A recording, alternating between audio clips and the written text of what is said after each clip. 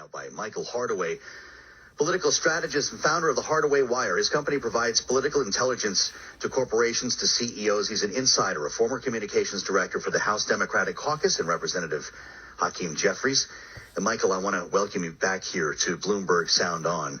I can't imagine what you're hearing about these meetings, the phone calls and the sessions. Apparently there'll be more each day this week, as the president himself said. He is booked straight through Wednesday, trying to bring together moderates and progressives. Maybe we can tick through some of these here, because I'd love to get your input and understand a little bit more about what you're hearing. The vote tonight, government funding. Everyone knows it's going to fail. Do Democrats come up with a clean CR to simply pay for government operations in time for that deadline on midnight Thursday?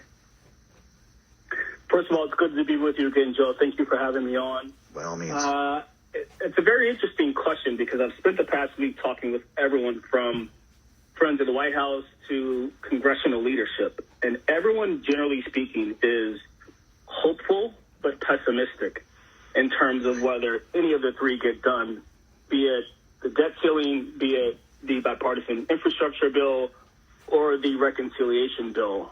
I think Democrats have a real problem that is simple math, with the idea that, Speaker Pelosi can only afford to lose 3 votes, and you might have upwards of 60 people in the House right now that would oppose the legislation. And I think that on the other side, you have Senate Republicans, but also Senate Democrats who are saying, we can't support your bill because we think it's way too much money. And let's just pass this bipartisan bill first. But that's just not going to happen in the House. And I just don't see how this gets done. We've been talking to our members about this over the past few days, and it's clear that business leaders want to know what to expect. And the main thing I've been telling them is it's unlikely that either of these gets done this year. This year? Some would say if it's not this year, Michael, it's never. I think that's about right. We're heading into an election next year, and, Republicans are solely focused on winning back the House and possibly the Senate. And to your point, I think next year is going to be one of inaction in both houses of Congress. And I think that anything that doesn't get done this year in infrastructure will not get done at all. And I hate to say that, because I think that if you look at polling surrounding this issue, the American public want action on both of these pieces of legislation. And so the real question is, will anyone have to pay next November if either of these bills doesn't get done? That's a big question right now. I don't know if you heard Congressman Ralph Norman was with us, of course, a Republican. He's from South Carolina earlier in the hour.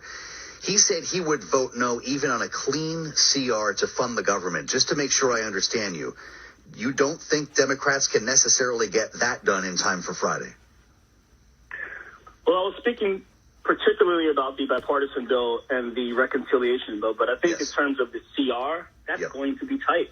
I had a conversation yesterday with a Republican friend who's involved in Senate leadership, and he said to me that McConnell has really dug his heels in on this one in a way that he hasn't in the previous instances. And so I just don't know, and no one really knows, honestly, in terms of what's going to happen with the CR and whether Republicans will allow the U.S. to default on its debt. We're compelled to take people at their word at this point here, just days away from deadlines. No one's budging, Michael. I want you to hear a couple of different voices right now, starting with Jen Psaki, the White House press secretary, who was asked today about the role that Joe Biden is playing in these meetings with lawmakers. Here she is.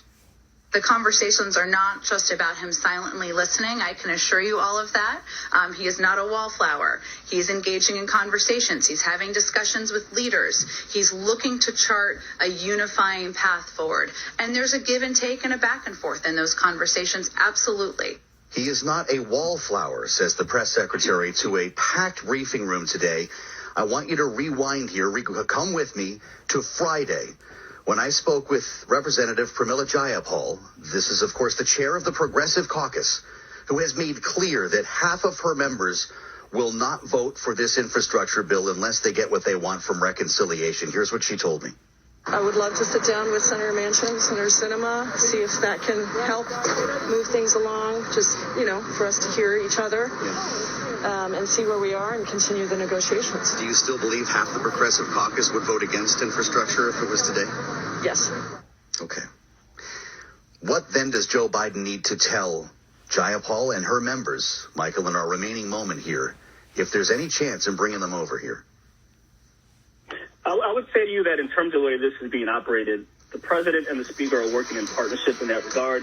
There are many members right now that are getting a call from a 415 number, which would be Speaker Pelosi, and she's saying to them, trust me to lead you through this path. And I think in terms of the president, he's likely focusing on leadership in both houses and the mansions of the world to try to get them on board. But I think that Speaker Pelosi is really driving this vote. Michael Hardaway and the game of trust, as I mentioned. We'll reassemble the panel next. This is Bloomberg. When was the last? The composer